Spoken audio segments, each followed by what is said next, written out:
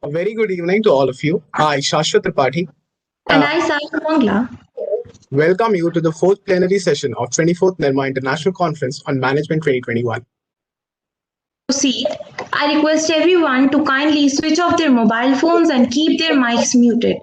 Questions regarding this session will be addressed at the end of this session. We request all of you to share your questions in the chat box. Before we begin, we would like to thank our partner sponsors, ONGC, for their support. We will now be showcasing their corporate video.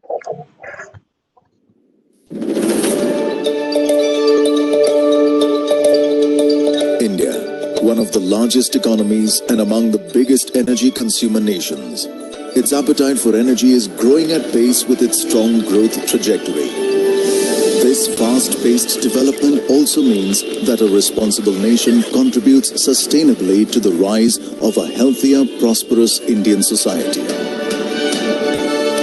ONGC, since its inception in 1956, has made pioneering endeavors to realize the vision of a proud, self-sufficient, prosperous nation by providing affordable energy.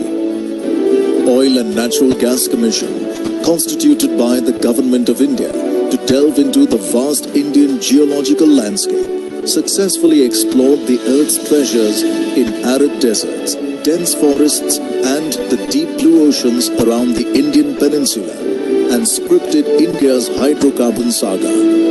The commission, which transformed later into a crown jewel among the country's public sectors, the Maharatna Oil and Natural Gas Corporation, continues to lead and set new benchmarks and forges ahead on its mission of energy independence, the main theme of the growth story of India.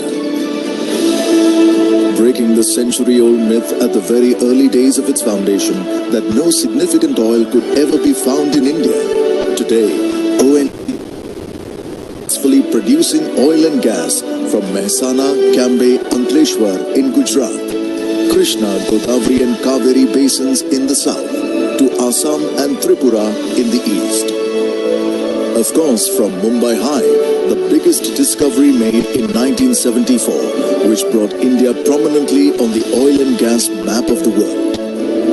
And later, significant discoveries of Hira, Neelam and Ratna fields in western waters. And the Baseen field discovery in the western offshore, which remains thus far the largest gas field of India. Today, we move further and deeper, adopting latest innovations of deep-sea technologies for breaking the challenges of depth, high temperature and high pressure to bring production from new gas discoveries of eastern offshore in Bay of Bengal and in Kutch offshore.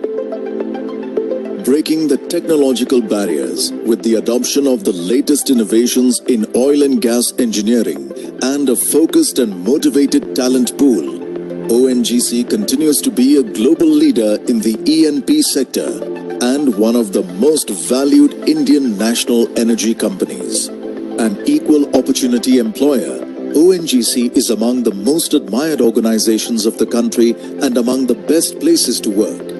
Every employee is duty-bound and committed to create a healthy, safe and friendly work culture for all.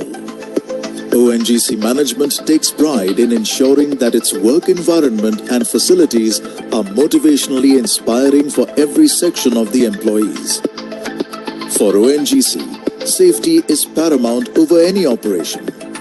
Its safety practices have been globally accepted among the best and have routinely been bringing glorious recognitions.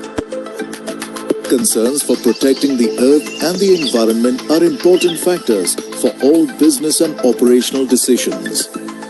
Our endeavors and the goals for making alternate energy sources part of our future business are hallmarks of our vision for the next 20 years. In recognition of its role as a responsible corporate leader, ONGC's social outreach initiatives have made a positive, tangible difference to the society it engages with, and its efforts are emulated and quoted for inspiration widely.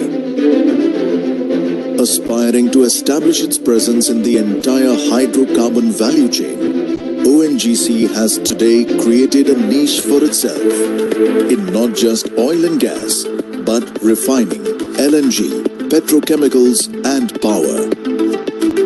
ONGC Videsh Limited, the country's largest international oil and gas company, having widespread global participation in oil and gas business, has been contributing significantly to the revenue growth of ONGC. Almost 7 decades of experience, strong fundamentals, dependable and trained human resource of unparalleled competence has led ONGC to achieve its vision of being a largely self-sufficient Indian conglomerate, relentlessly marching ahead with breakthroughs that fuel our journey to realize the vision of a prosperous India.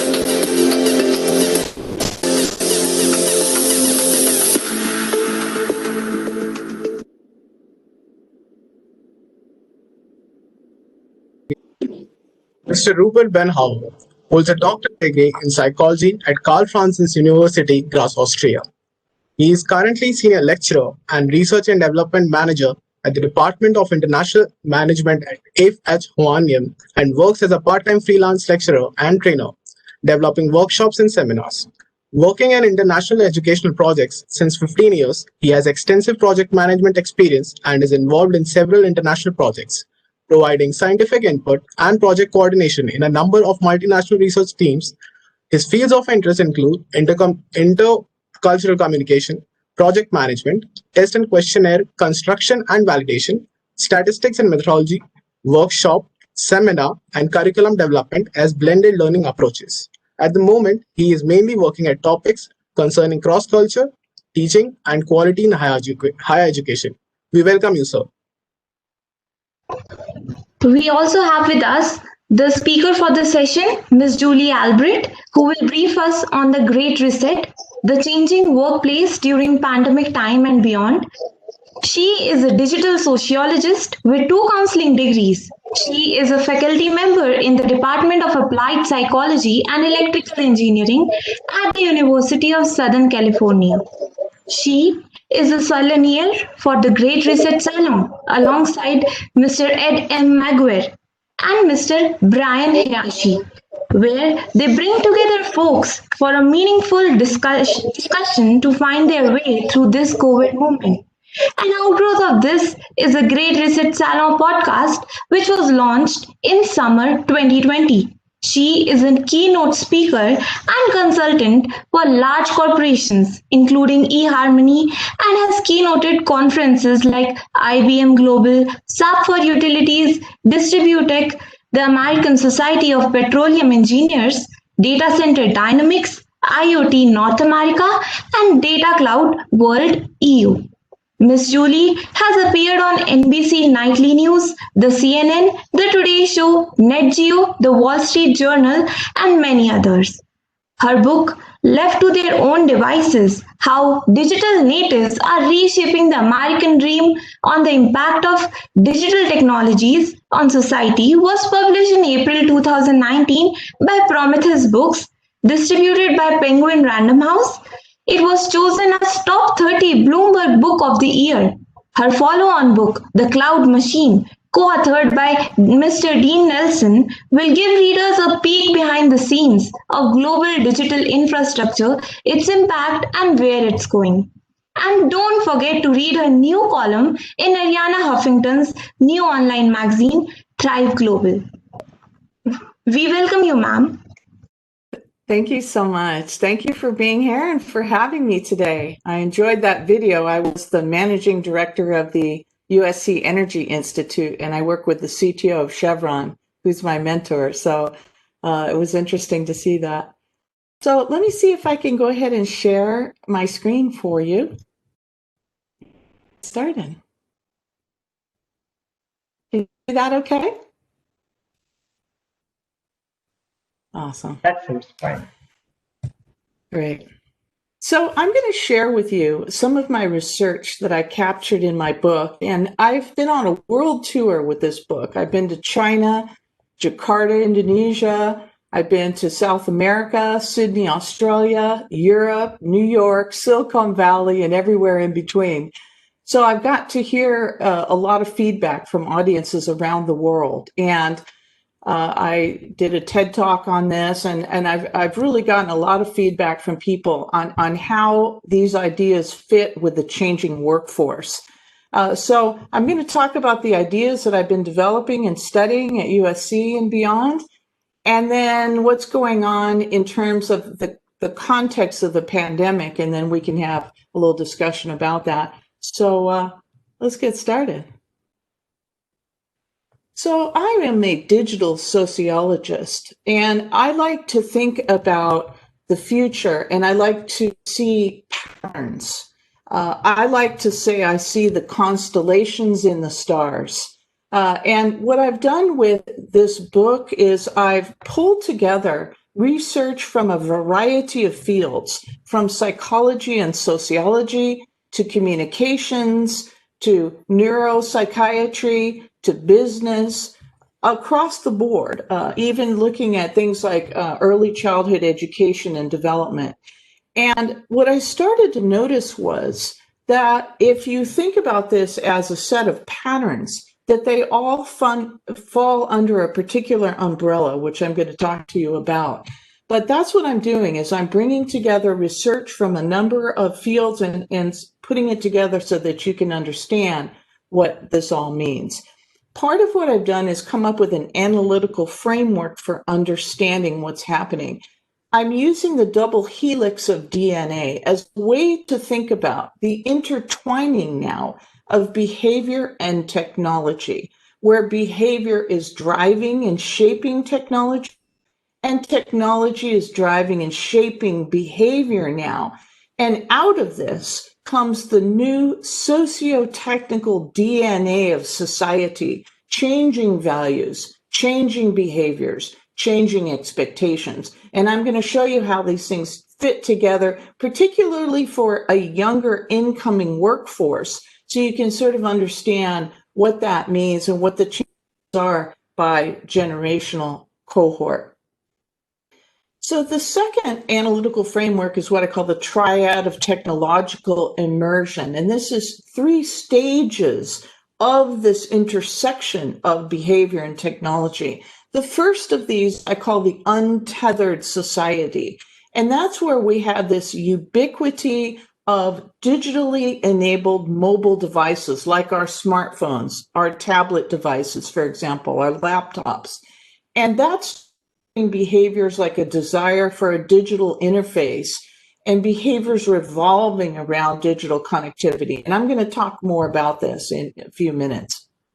The second stage is the Internet of Me. This is IoT, the Internet of Things, and smart systems, where we have an intersection of the physical with intelligence, embedded intelligence. We could think of things like the smart grid, if you're thinking about energy. We could think of like the Nest thermostat, where you can control the temperature in your home from your smartphone and things like that. On the right-hand side, this is an example. This is called Gatebox, which is out of Japan, and it's an IoT interface to the smart home, where you come home and you talk to this little girl figure to turn your lights on or turn your music on or things like that. And it's meant for the untethered urban dwellers, which I'll talk about. The third phase is the Internet of Them. This is where the intelligence spins away from your control. There's no human in the loop at this point.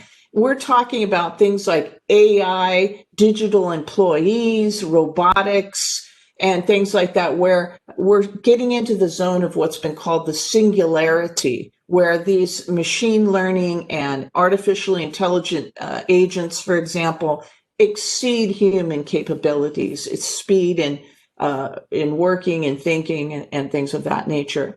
So if you think of this like a symphony where, you start off with the Untethered Society, the Internet of Me starts welling up, and then the Internet of Them, so they're all sort of playing together. We're solidly in the Untethered Society. The Internet of Me is now welling up, and we're getting into the beginning phases or the early phases of the Internet of Them.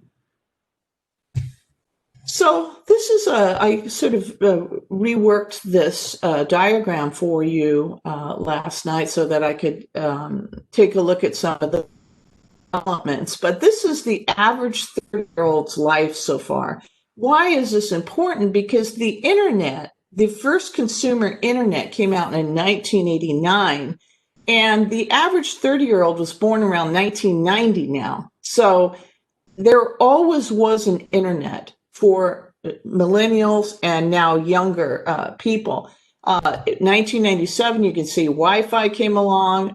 In middle school, the BlackBerry phone. In high school, the iPhone, and social media began with Facebook, Twitter, etc. And then you get into college and adult life, where TikTok and some of our latest social media is coming about. So the point of this is, when you think about putting on, you heard I have 2 counseling degrees, so I'd like to look at the big sociological trends, and then I put my counseling hat and I think, what's happening on the ground with people, with interactions, with relationships, the person in a context.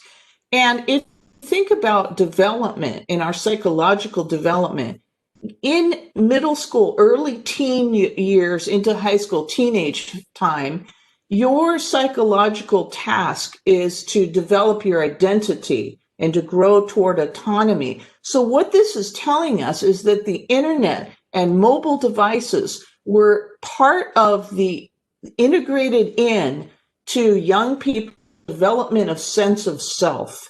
So that's very important, because it's almost become another appendage now to have that cell phone with you at all times. So I think if you think about it in a developmental sense, being online, being connected, having a device for many young people is a part of who they are now.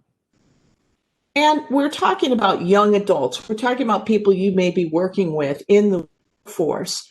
But actually, young people are growing up with digital skills now. This was a album cover from a band from San Francisco called The Tubes in 1979. And it was meant to be kind of funny, a wry social commentary about the impact of television on children and society, that it was just going to be right in their face and impacting their brain, because from early days of infanthood, they're getting that television. Well, fast forward to 2018. Now, remember, this is kind of a joke, social commentary. This is an actual product. You can buy this on Amazon and other places. And what this is doing is putting an iPad right in the face of the baby. And there are many products like this. There's potty seats with iPads. There's in bassinets and other ways. And parents are handing iPads to babies. If you go on, for example, YouTube and search baby with iPad, you're going to find thousands of these kinds of images where children are getting digital technologies before they learn to speak. We might not have sound on this, but you can kind of see the image. Check this out.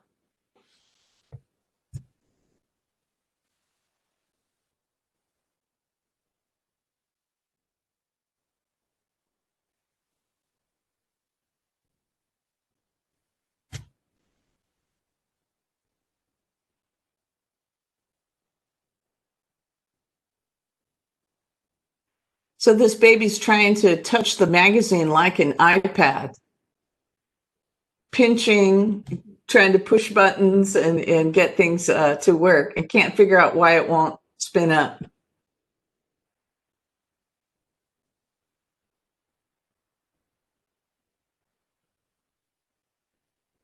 Can't get it started, so she's going to test her finger out on her leg. Yeah, my finger works.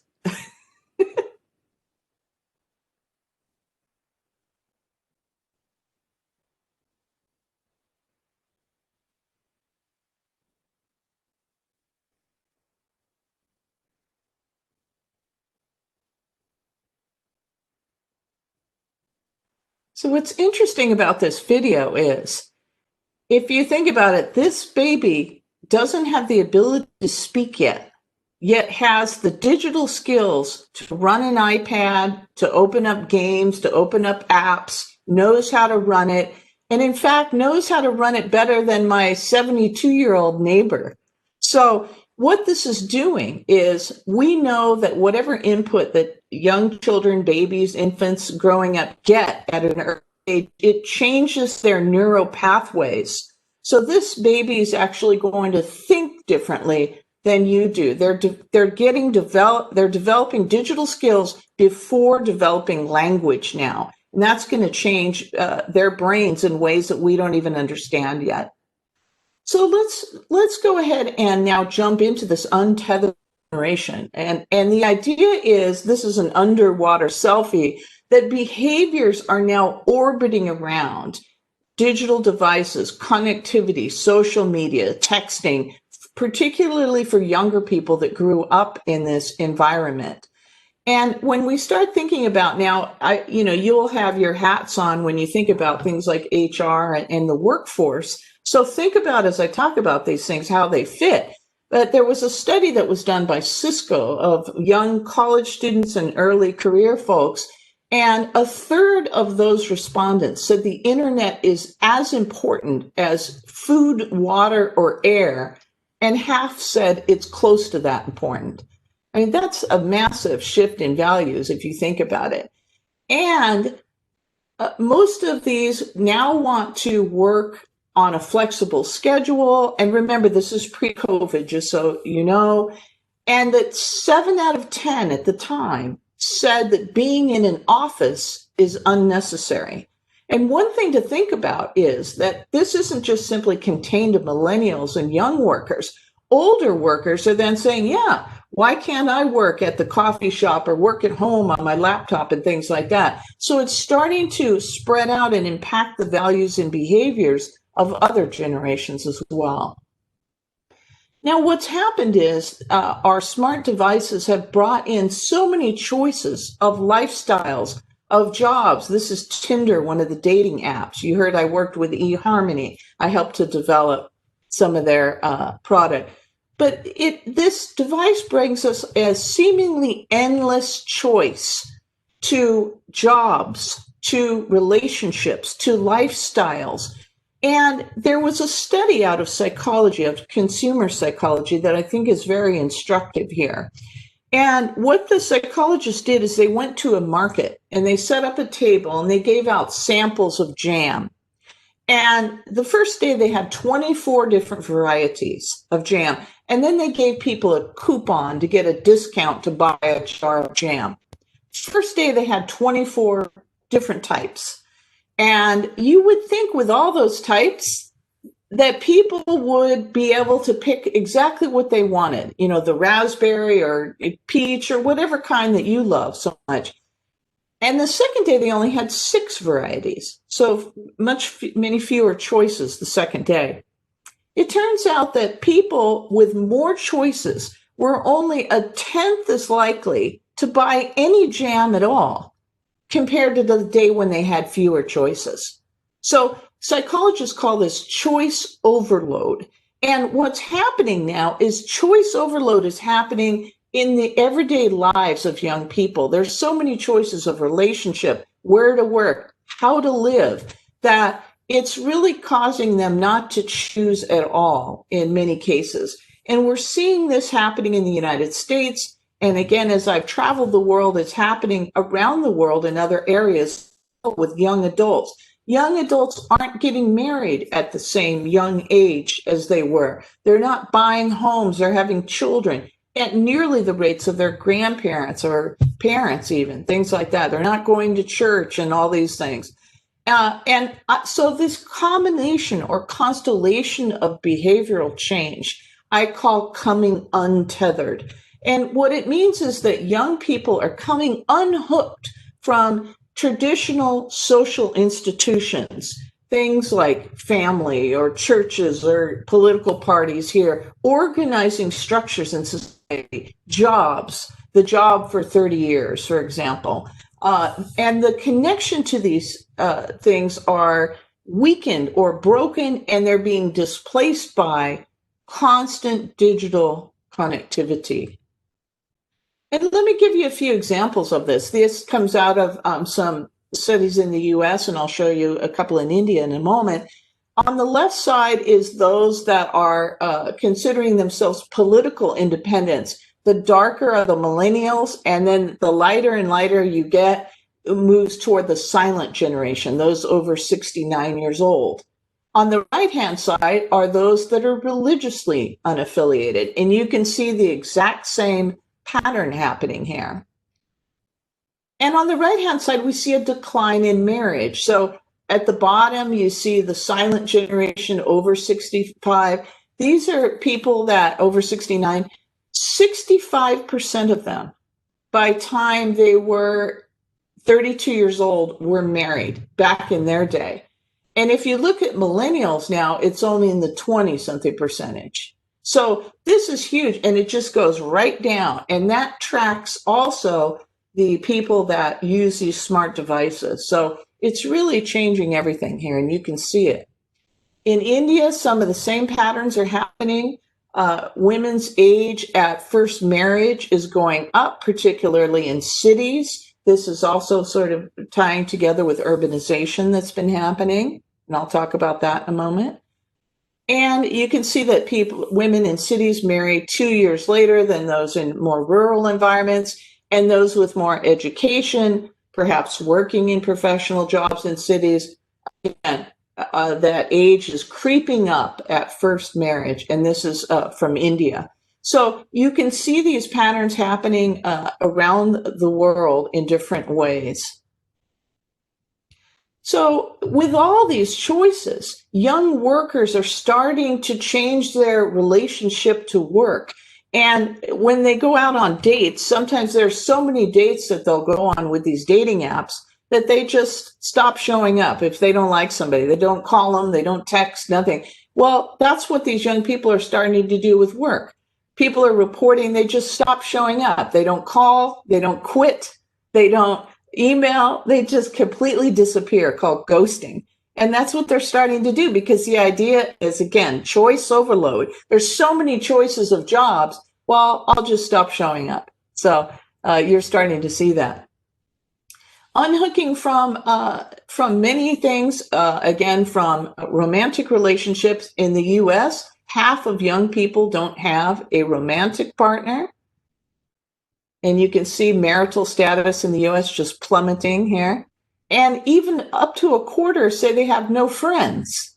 So isn't this ironic that we have more ways than ever before to connect on social media, on dating apps, you name it, and yet younger people are disconnecting. They're spending more time on these devices as opposed to really making those deeper connections. And the reason I'm telling you this is this kind of mentality has a direct impact on the workforce.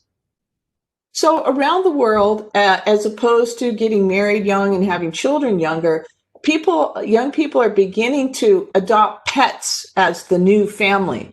In the US, 98 million pets in 1980. By 2014, that's gone up to 179 million, an 83% increase. So they're almost substituting these pets for the romantic partner, for the friend, for the children, and things like that. Pets are becoming the new family in many places. So let's take a quick look now at some of the changing values that are being driven by digital technologies. I mentioned this desire for a digital interface. Young people would rather text than talk. Recent studies show that teenagers, for example, spend more time talking to their best friend through texting than they do talking to them face-to-face or on the phone. And this unmooring from social institutions. So what else is going on? Well, digital spins very fast. There's a time compression happening. One thing people used to say is, what's your 5-year plan? My mentor's a CTO of Chevron, and he asked his class that this last year, what's your 5-year plan? They looked at him like he was crazy. 5-year plan? What are you talking about? In 5 years, think about how many cell phones might come out, or how many new apps, or who knows what's going on in 5 years. So this idea that the future has shortened, the past almost disappears. So this more emphasis on this living in the now. And it's harder to think out on this long-term time horizon. Second is immediacy. I want it now. This is an image from Willy Wonka and the Chocolate Factory movie. She used to sing, "I don't care, I want it now." That's really the song of the day for many young people. The digital spins so fast. When they email you, I see this with my students, they expect an answer, within minutes or within an hour, or they go to your boss because they haven't heard from you. You might have experienced some of that already. But that idea of wanting it now, in the cities, they'll try to get an Uber. If it's 7 minutes, they'll check Lyft. Oh, that's 3 minutes. And then they'll go with that one. Want everything right at the touch of a button. Externality. Young people are used to these likes and used to follows and used to people commenting on social media, for example. So this idea of external feedback and quick external feedback, for example, from a supervisor, they want feedback now, not a yearly review. They want it like more bite-sized chunks. So this idea of external praise and external feedback for them is important. Young people are increasingly becoming transactors versus owners.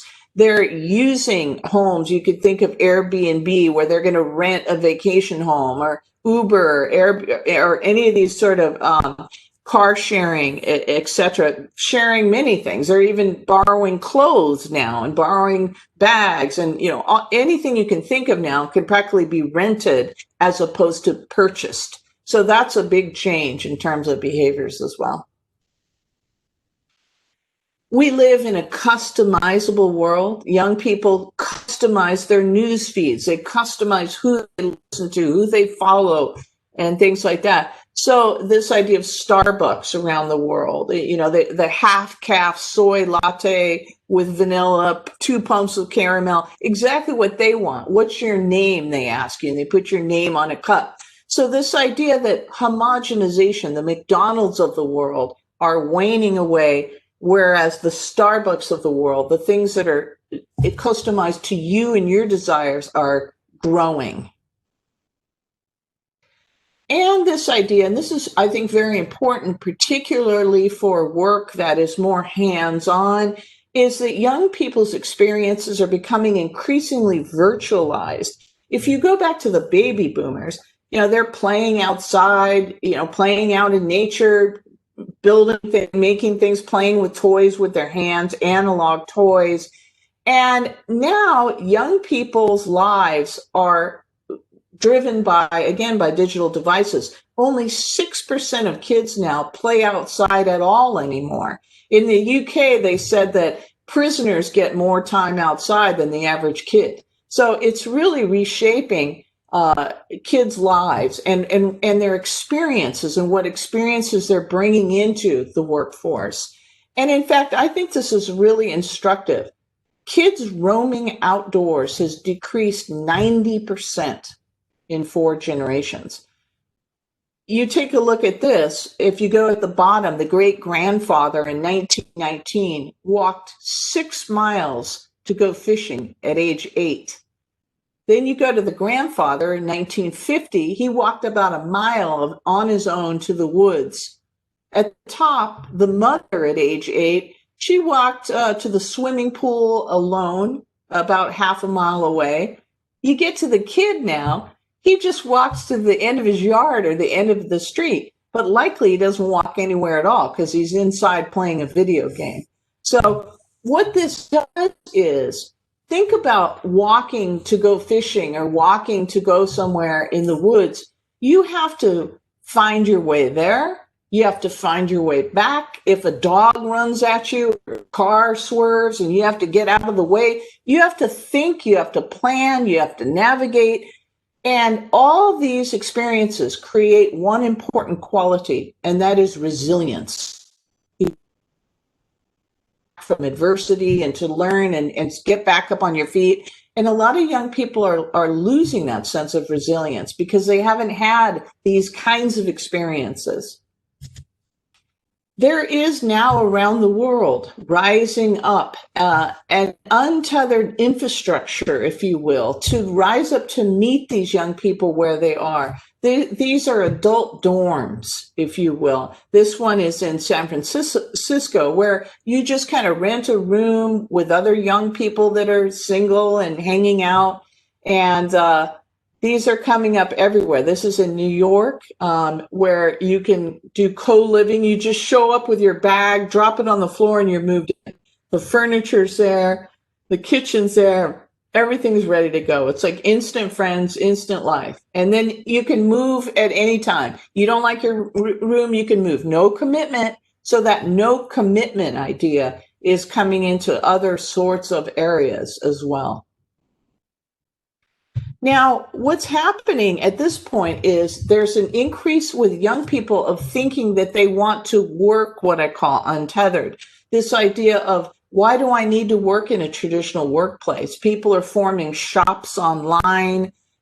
This gal was a newscaster in San Diego, and she's built this van. She's sitting in a van that she lives in, and she's traveling around, going skiing or going to the beach.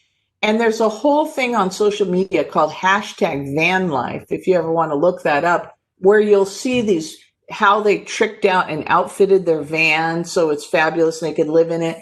So that's really what's happening now, is half of millennials are freelancing as compared to only 28% of baby boomers. So you've got this question for you yourselves: how do you retain workers when they have this kind of mindset of sort of unplugging and going on these adventures and wanting to work outside the office? So that's really a challenge there. And this idea of mobility, the fact you can work outside the office. Work-life balance used to mean time for family. Now it means time for adventures and fun and things like that. This idea you can work from anywhere. Noelle Hancock is an example of this. She had a $95,000 a year job in New York City, and she just gave it all up to go scoop ice cream in the Caribbean because she saw some beautiful picture on the internet of palm trees and an island. And so that's what she's doing, to have these experiences. So this idea of having this experienced life. And young people really feel disconnected in many places from nation state. They see themselves as citizens of the world. In the US, millennials are the cohort most likely to have a passport, for example. So this idea of wanting to travel and having that being part of their lives. This idea of changing the world, perhaps because you can see the whole world, it seems more doable to have an impact, a larger impact. This is, I asked my students about ability. We talked about energy at the top of the hour here, and how important is it to live sustainably, to live more green? And you could see they said it's very important, most of them, or somewhat important or extremely important. All of them said it was important in some way or another. So this idea of having some kind of impact, how can we weave that into the workforce to have that be part of the experience? So let's talk about the digital transformation of work as well here. As we have these platforms emerging, we talked about the Ubers or different ones. If you start from the left here, the employee, this is my, the CTO of Chevron, my mentor. He worked at Chevron for like 34 years. People were at a place for decades and they had a long career and they worked their way up. And that was the typical. But now as we have these platforms emerging, more young people are working freelance, as we just saw, or even working as a tasker. Freelance, you might be a web designer, for example. You're working from home or a co-working space or somewhere, and you get a job, and that could last for days or weeks or months. And then on the far right-hand side, this is someone that's like delivering food, for example, or an Uber driver or something, where that relationship of worker to employer could be even hours or minutes long. And after that ride is over or your food is delivered, you may never see that person again. So it's a shortening of work. In other words, the relationship of worker to the workplace, and a shortening of the time of that relationship. And so this to me brings up a lot of issues like trust, loyalty, and those kinds of things have a direct impact on things like retention and on things like cybersecurity. A lot of implications of this. So as income and hours unhook from place, unhook from this decades-long career we're talking about here, income becomes unstable. And they used to tell us, in college, well, get ready, they told the students, get ready for multiple careers over your lifetime. You're going to have 3 or 4 careers. Some of you may have heard someone say that to you. Well, now I would suggest that rather than going along horizontally, that we've tipped that up vertically now. And you're going to have 3 or 4 careers, not across time, but at the same time. In other words, this idea of sort of a patchwork career where you're patching together working as an Uber driver or renting out your room on Airbnb or whatever you're doing, you're patching together all these things to make one career as opposed to having a full-time thing and then another full-time thing and another full-time thing. So this is increasingly to the right what young people's job picture looks like. And for them, it means freedom. They think they're from place. You can travel the world and take Instagram pictures. This is John Young Fook. He's from Singapore. He's there in Morocco or something, taking these fabulous photos and building up his following on social media. You can work in your pajamas. You can work poolside in Bali, travel to these fabulous locations. So this notion of adventure and work. But the challenge is, how do we create team cohesion in this untethered environment? How do we make sure people are productive? How do we communicate and form relationships when we're removed from another? We don't have those casual interactions that we used to have as we have more people working untethered. And companies are struggling with this. IBM was a forerunner in working remotely. And a couple of years ago, now this is again pre-COVID, and we'll talk about that in a moment, but we'll go back to this again. IBM said, get back in here. We want you working shoulder to shoulder with the other people so that you can form those relationships and bonds at work and things like that. While others like Automatic, the company that owns WordPress, they had this giant office and said, hey, you want to come in or you don't want to come in, that's fine. Nobody was showing up. Like 3 people were showing up and each person had like 1,500 feet for each person. And so they said, this is stupid. So they sold this office. They gave Starbucks cards and things to their employees and said, just work from wherever you want. And companies are starting to do that now. But there's a cost, I would suggest, to all this freedom, a cost from being disconnected from all these things. This is one of the gals I interviewed from my book, and she's working around the world. She's in Portugal now. And she said, I said to her, are there any things that I don't think of or about regarding working as a digital nomad? And she says, yeah, it's very lonely. So she actually has this tattoo on her back, if I'm lonely. And it talks about being lonely because it's such an integral part of her life. She says, I'm not connected to my old friends because I don't see them. And I don't really have roots anywhere to make those relationships with new friends. So she's neither here nor there, floating around.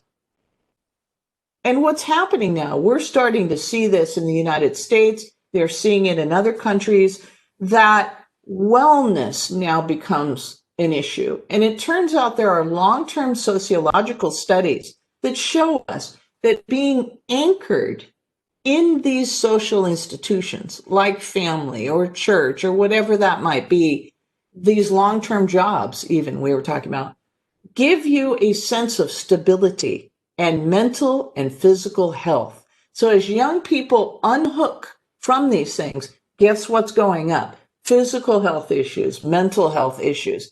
We have here, this in the blue shows 2008, in the orange shows 2017. This is on the left, overwhelming anxiety, and then on the right, experiencing depression so that it's difficult to function. I'm seeing this directly in the colleges, and that's what drove me in part to write this book. How do we get back on that path of happiness and wellness again? And we do that by being anchored in these institutions, by connecting to one another. So this whole disconnecting thing has been very negative in terms of health. So some co-working spaces are beginning to acknowledge this. Here's one here. This is called Chico System. This is in Canada. And you could see what's interesting. This is plus wellness. So they're trying to build in wellness. And that's one thing that you might want to think about here. As these social structures that are stabilizing pull away, family, church, etc., work may be the last place where young people can anchor or retether. So how do we build wellness into the workplace experience as a pillar? That's one thing where work may need to be reimagined here. And again, this is a USC poll that I did with the students. So what do we do now? How do we attract these young workers? And here are some of the themes that I just brought to you: coming untethered, externality, time compression, a more global focus, diversity inclusion, a customizable world, and wellness. And let's trace these through to the perks that these students said that they wanted. The first thing here is time compression. This is a senior vice president of Huawei. He came to my class and gave a talk about how to build a career. And at the end, the students raised their hand. He said, "Do you have any questions?" And said, "Yeah, how do I start out at your level?" So this idea that everything happens so fast that they should go from college student to senior vice president of a major multinational corporation in one step. So they want to see quick, how do they move up the ladder? What are the steps to get there? So that's going to be very key here. And I'll just go through these fairly quickly. This idea of coming untethered, that the office family, the group, becomes more important. They want to meet people from other areas in the companies, they said, not just their unit. So providing opportunities for that. Coming untethered, pets as the new family. They ask for things like pet insurance or pet sitting exchange, perhaps, as a way to meet other people in the company and trade pet sitting. The idea of flexibility, to work from anywhere, work their own hours. Here's John Young Fook again, working remotely. They want safety, they said. They don't want to be fired right away, some kind of system so they know how to correct themselves if they've made some sort of mistake. Externality and time compression, this idea of not, again, a year-end review, but more immediate feedback. And also maybe some kind of an internal TV channel or something highlighting employees and their projects, maybe some kind of internal Instagram type of thing. They want externality. They want swag. They want things with the brand right on there. Clothing, laptop covers, chopsticks, they even said, lanyards and things like that. They want to be part of something bigger, like giving back days or connecting, the sustainability efforts are very important. Diversity and inclusion. They want to see, for example, women's faces on the website or on senior management. I mentioned that's very important. They look for that before even applying for a job. And again, how do you frame these jobs? Words like aggressive seem to be more attractive to males, for example, than females. Use assertive instead. So being careful of the language we use to try to attract a diverse workforce. And this idea of equal time off for maternity and paternity leave. For example, one student said, if they're equal, then show it. Why don't fathers and mothers have the time off the same when they have a baby? And wellness. They talked about health clinics or gyms or some kind of yoga or something where they have a wellness focus in the workplace. And lastly, this customizable world. Not everybody has a spouse. Maybe they don't want spousal insurance. So maybe being able to mix and match what their benefits are, a customizable benefits package. So last but not least, as we talk about where we're coming from with the pandemic, the 5 big trends here are really changing since we talked about this untethered. One is a big flight from the cities, as we found that the density is not your friend in a pandemic. This work from home, which is what we're doing now and being untethered, we're now driven more toward that. It's accelerated these trends that we're just sort of cutting edge, sort of hipster millennials. Now everybody's doing it. Third is bodies become risky in a pandemic. So there's a rise in a desire for touchless and automation. Number 4 is an increased desire for security and surveillance as workers are working from home, for example. We can't secure them as well as in a workplace. And number 5, that we weave in wellness again to the workplace and what that means. So those are really the big changes going on there. And we can think about this together about how untethering is really coming together with the workforce. And again, this idea that as young people are unhooking from marriage and home and place, it frees them to job hop. So this idea of retention and how do you do it and what does that mean now makes a difference. So thank you so much for having me. And if you have any questions or thoughts, happy to hear them. And I appreciate being here with you guys. Thank you, Ms. Julie. And now I would like to hand over the session to Mr. Rupert and to give his feedback. And while simultaneously, audience can put their questions on the chat box. So thank you very much, Julie, for this really very interesting presentation. It did really connect with me because I could see much of what we were saying also here in the heart of Europe happening in a very similar way, not always the same than your perspective. This is what might make my feedback interesting and perhaps a bit different from the US viewpoint, because I see some trends here that might be actually not exactly the same than in California. Huh? So you were talking about like the Triad of development of the Untethered Society leading to the Internet of Me and then leading to the Internet of Them. Yeah? This is something that did strike to me as one of the first things as in our private lives. We all seem to be pretty much untethered, you know? So we do have our mobile phones. We do not want to part from them. We need to be reminded when we are in a conference on the internet with 222 people to actually stop our phones in order not to be more on the phone than on the screen. And essentially, if I see into like a class of students and I am discussing something difficult, everyone is taking out their phones, just trying to get to their favorite platform or their favorite place to check up and see if they can find some input that they can contribute, and not necessarily just their own. So this is interesting. On the other hand, if we are looking into other areas of life that are not so much private, then it suddenly gets much more difficult. So if you are looking into education, suddenly it's not that logical to use your mobile phone or to use your mobile devices for learning. And if my students want to be flexible, they want to have flexible working times, workplaces, want to work from everywhere as you described. But if I tell them, so now, okay, do it. Now I give you a task and go out there, use your mobile devices and do that task. Suddenly it's work, you know, and then it's not fun anymore.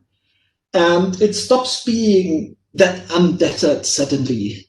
Then it's back to the old rule of I want to be taught, I don't want to experience myself. So this is strangely different. So perhaps you have an idea about why this is happening. Then I do see smart systems. For example, in my home, now when I come into my living room, I can tell Alexa, please turn on the lights, and of course she does, or turn on the TV. And if I leave my flat, I'm turning back over my shoulder and just shout to the system, shut off everything, and it does.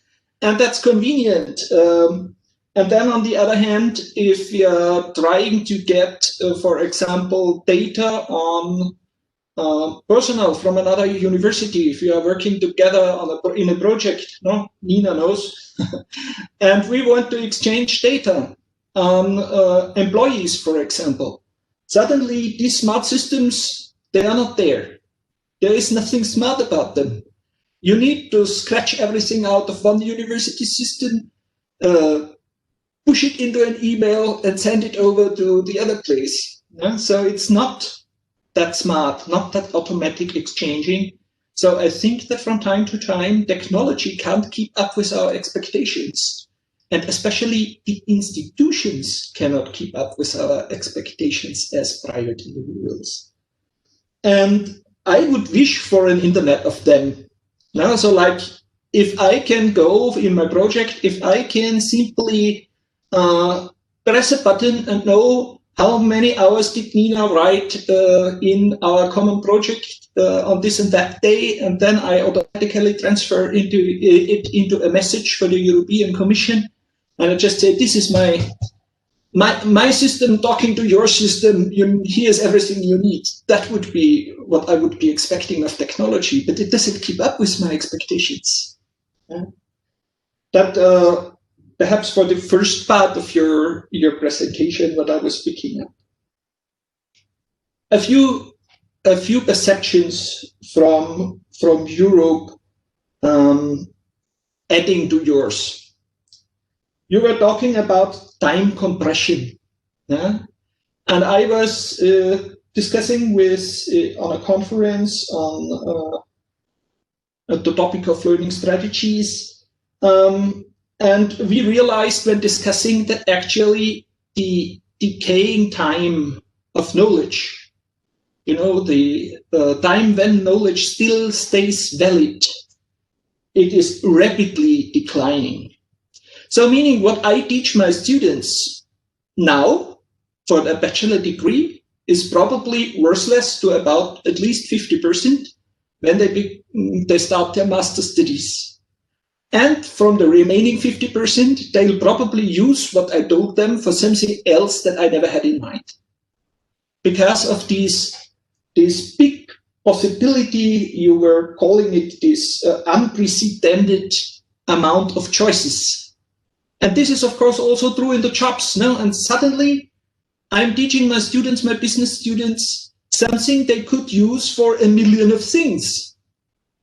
And I'm not teaching them something, I know what they will do with.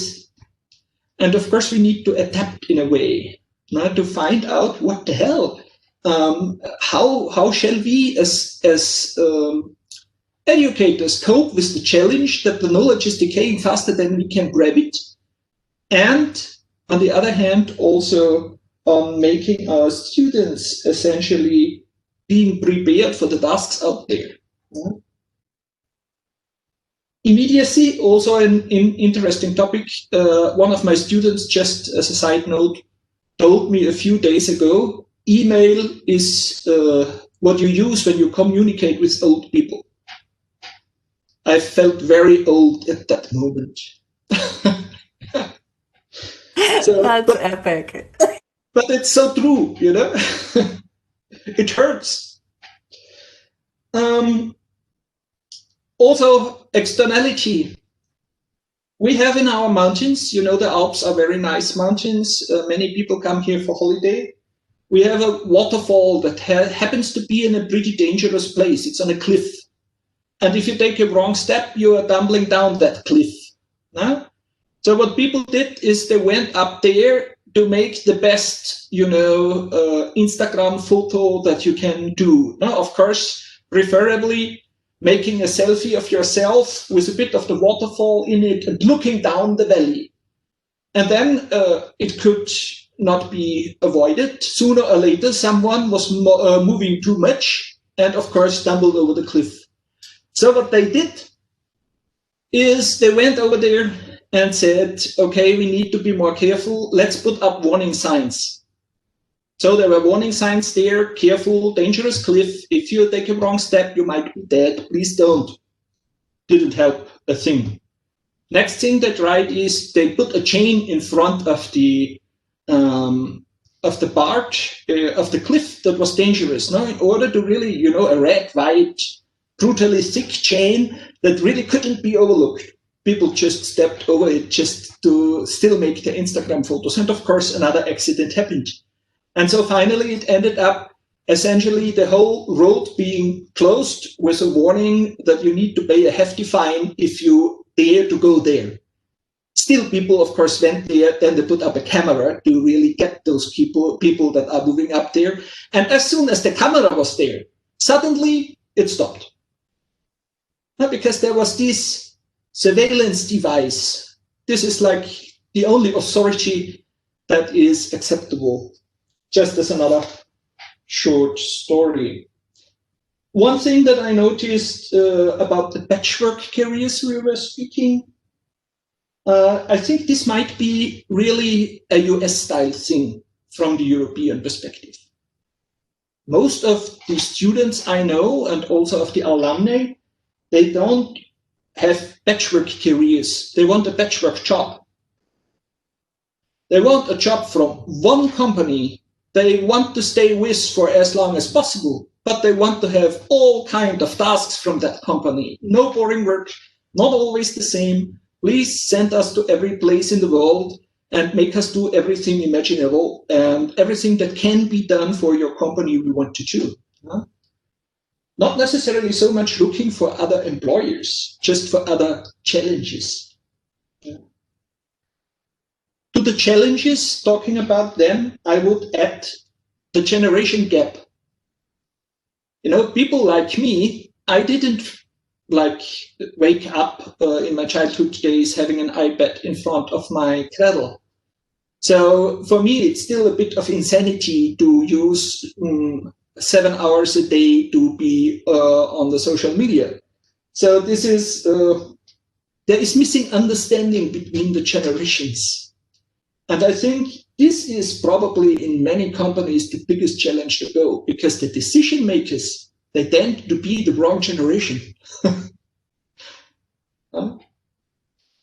And for the wellness, the last thing I want to add, for the wellness, also a very interesting thing. Also, wellness can be untethered.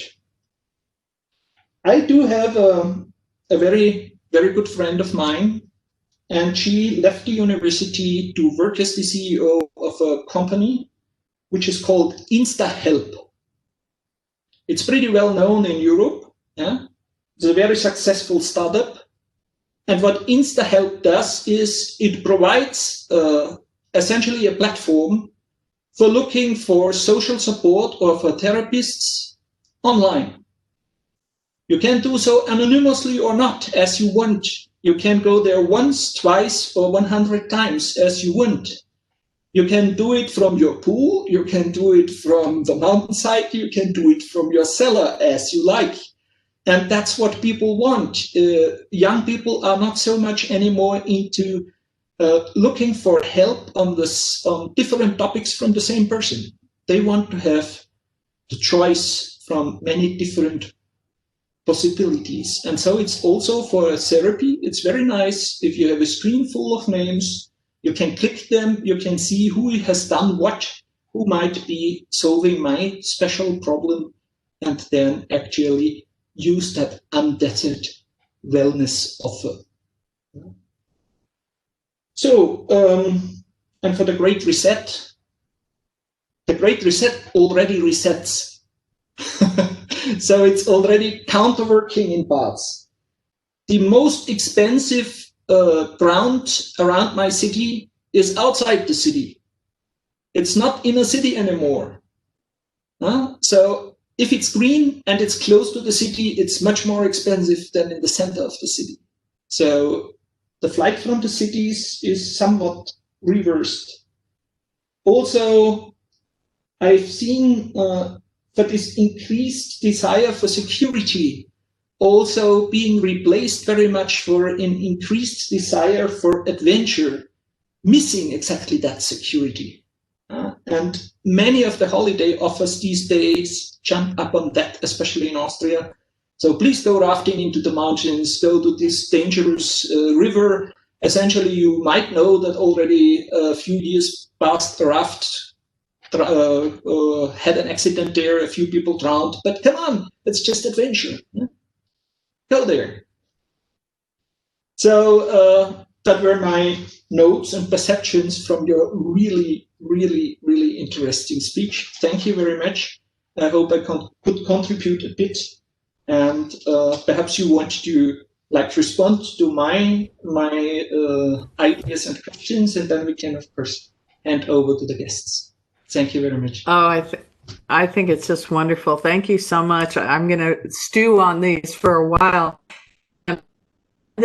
I think, really key here is your notion that the decaying time of the validity of knowledge. And again, what I've seen is an acceleration of the trends that I've been looking at under COVID, the things that were already bubbling up. Now it's really accelerated. So it's really interesting to see how it plays out, the things like the Insta help and all, how it's manifesting in this new context. But certainly one thing I want to emphasize here, I think in response to this as well, is that I see these trends. I don't see us going back to the same way it was pre-COVID. After COVID, this working untethered, the mindset of living untethered is going to exceed or extend beyond this COVID moment. So that's why if you're thinking now and you have this framework for understanding, this is the way the workplace is going to be shaped going forward. How do we bring wellness in, like things like this Insta help? How do we connect with these young people that want these adventurous lives, that want these experiences, that want to move up quickly in the world? So how do we shape and guide these kids when they have this different way of living, different way of communicating? I loved you saying emails, communicating for old people. I went and spoke at our alumni, a young alumni group from USC, and they said, okay, if you want to reach out to us, we have DM us on Instagram. I was like, wow, it wasn't a personal, it was their group thing, and they're going to direct message on Instagram. And that's how they're going to communicate. I thought that's very interesting. But again, as you said, this quick changing, we have to be nimble.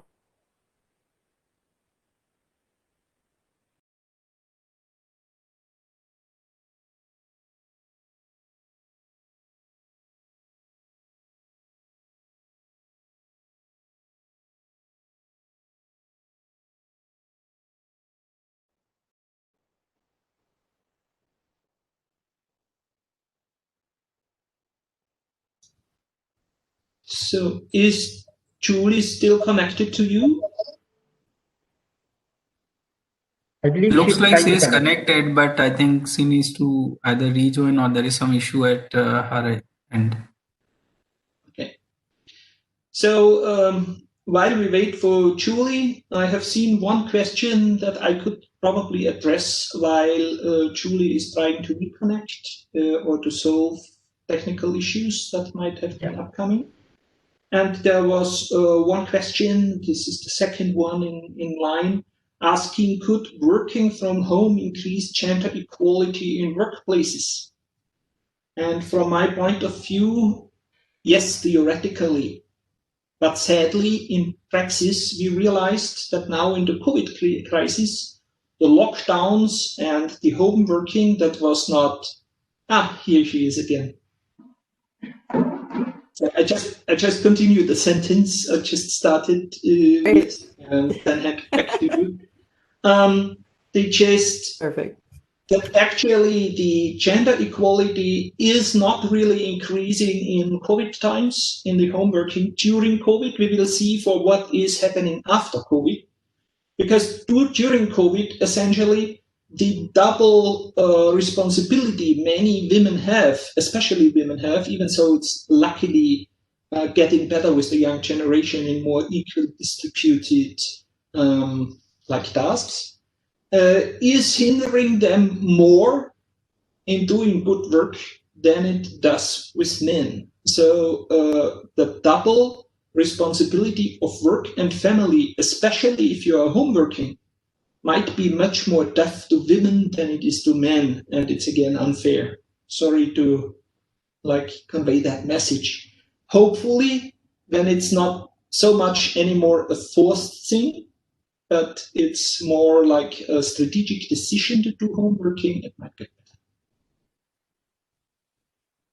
Sorry, Julie. No, not at all. That's right on point. All right, so moving on to the first question. It's from Hemant to Ms. Julie. Do you think that COVID-19 has contributed towards increasing number of people living untethered? Because in these pandemic times, we can't be physically present everywhere. And people being untethered is absolutely fine. At least we are connected with internet or gadgets rather than with people. Yes, it's a great question. And what's changing is this. We've been forced to work untethered and live untethered. And what's changing is companies now that wouldn't have considered this before are forced to work untethered. And many are starting to say, you know what? We're going to do this permanently. So that's why you want to understand this. You want to understand the changes. You want to understand the challenges, because people aren't going to go back to what it was before because of this COVID moment. And so that's going to be embedded now, woven into the workforce, will be working untethered from here forward in some degree or another, be it fully untethered or be it a hybrid model. But for many companies, this will be sort of the new normal going forward, is an untethered workforce. All right, Julie. I hope Hemant, she has answered your question. So the last question is from Ashish to Julie, to Ms. Julie, that how managers and leaders can provide belongingness support in platform economy. Yeah, that's a real challenge. And so I would suggest, obviously we're in a strange time. We've already noticed that. But, this will pass, and we will, we had a Black Plague and then we had a Renaissance that followed it. So we've been through this before in other times. We will get through this. We will have a normal life again, although it might not seem like it right now. But the challenge will be for those companies that do a hybrid or a fully remote workforce to create moments for connection. Because there's nothing like that face-to-face. It's still not the same to Zoom in. So I would suggest that companies find ways to connect face-to-face in the future. Things like going on these adventures. Maybe it's a hike, or maybe it's a retreat in a beautiful area, or something where, and there's a wellness part, maybe you're going to do yoga at this thing or whatever you're going to do. But this idea that find ways to connect, make time for experiences, because that's where you build trust, and that's difficult to do over Zoom. Julie and Rupert, I think it has been a very insightful discussion. Thank you, Julie. It was really an enlightening session, I'd rather say. One thing that actually made me sad, you talk about the overload of digitalization and the products that are now available, and somehow when I look at the future, I actually feel sad. Why? Because I feel that now the world is shrinking, but there are people out there who are somehow getting into the well of loneliness. You talk about loneliness in many ways, and I started remembering the song of the Eagles, I believe, the Hotel California, where the last thing I remember, I was running for the door. I had to find the passage back to the place I was before. Relax, said the night man. You are programmed to receive. You can check it out anytime you like, but you can never leave. Well, that was Hotel California. And I think this song somehow resembles to what you are talking about. We are now prisoners of our own device. Somehow I could, if I could summarize the words, right? Prisoners of our own device, isn't it? Your parting words, Rupert and Julie? Yeah, we Well, would I like, would, yeah, go ahead. Mhm. no, ma'am, continue, please. Would you like to take it, Rupert? I just wanted to hand over the floor to you ladies first, so to say, it's the Europeans. Well, thank you for your lovely responses today. That was really, really insightful, and I think it added a lot to the day. Yeah, I would say, and this is what I talked about in my book too. We are prisoners of our own devices. That's a really well said way to put it. And I'm calling for us to remember our bodies, remember that we're embodied creatures, first of all. So taking care of our bodies, to eat well, to go out in nature, to get sun. And all these things, by the way, are protective against COVID, it turns out. So that's where we need to bring that in. And I would suggest as leaders to demonstrate wellness, to make that a priority in companies going forward. Emphasizing taking time away from devices, time for health, and demonstrating that as a leader. Leading by example is going to be very important. So hopefully this is a clarion call back to health, and that's what we all need right now. So let's make that a priority in 2021. And thank you so much for having me, everyone. I would just shortly like to add a thing, also perhaps as fitting last words for this session. The largest Austrian, or one of the largest Austrian newspapers issued an interesting program. Essentially, they put up a questionnaire on the internet asking several high priority political questions. And after you answered that questionnaire, the program said, now that you are finished, would you like to connect to someone who has answered these questions completely differently? And this is something that was really an eye-opener for me, because I do think that we are very much in our own bubbles. So I am a very liberal thinking person. So what happens to me is I am in a very liberal society with many people I know, which are also usually very liberal-minded. If I want to discuss politically, for example, most of my friends would have the same opinion than myself. It has grown more and more difficult to connect to the other side.